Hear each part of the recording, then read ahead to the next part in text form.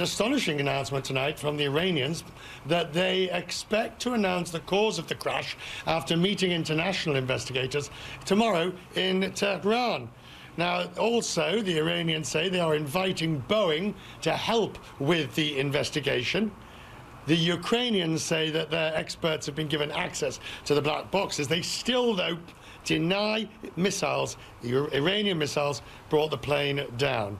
Meanwhile, Sweden suspending flights to Tehran. 17 of the victims were Swedish. Peter Goltz is the former managing director of the NTSB, the National Transportation Safety Board. We'll get to the role the NTSB might play in Tehran in a moment. First, though, Peter, your reaction to this idea that tomorrow that they will give the results or the reports on what caused the crash? Well, it seems like a little bit of a rush to judgment, doesn't it, Richard? They've bulldozed, apparently, the site. I think the Iranians are ready to move on. It's a little premature.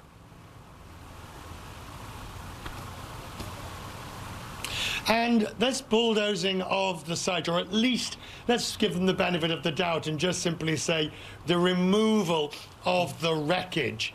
How long in an average investigation of this sort do you think the wreckage would normally be there? They've removed it after 48 hours.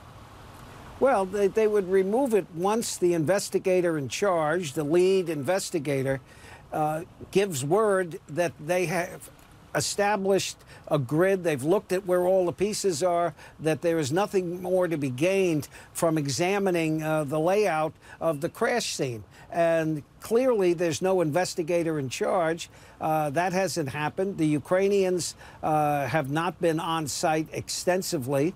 This is all a rush to get this thing over with as quickly as possible, I think.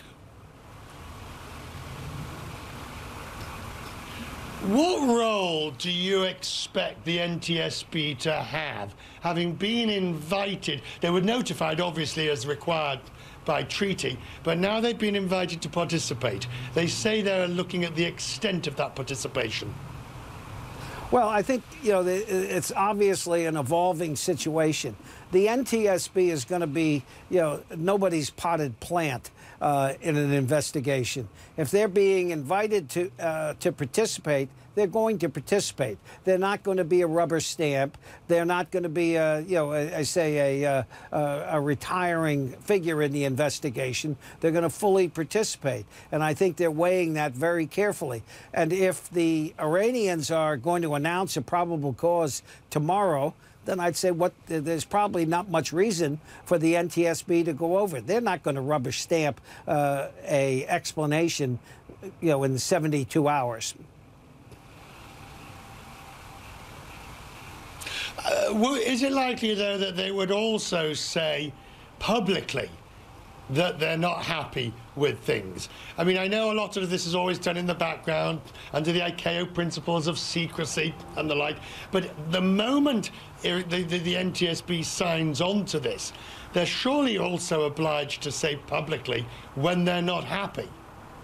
Well, I mean, obviously there's an element of diplomacy in all of these international investigations. Sometimes the NTSB hasn't been the most diplomatic in some investigations, and I think in this case they certainly are going to speak out. This is an issue of international importance. The cause of this accident has got to be declared and has got to be made clear. And the NTSB is not going to go along with a code of silence to help the Iranians cover something up.